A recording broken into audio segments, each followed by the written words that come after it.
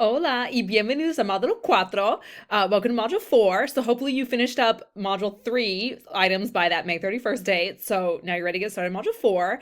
This module, we're talking about numbers, time, and date. So we have a few readings and videos to learn about the numbers and how to say the numbers, addresses, birthdays, things like that.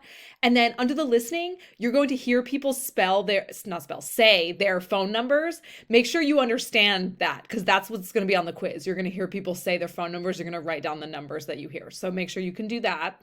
And then we have up here where it says upcoming assignment pronunciation project number 1. So next module, module 5, we have the first pronunciation project, which is where you're going to read a text and aim for clear pronunciation. So here is just some practice with the vowel and consonant sounds, like explanations of how the vowel and consonant sound should sound.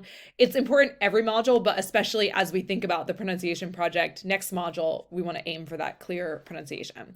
Then we have the homework packet, like always, unlimited attempts. Speaking assignment, there's 2 parts. So you're going to answer the questions in the first part, and then in the second part, you're going to tell the patient that information using the usted form in Spanish.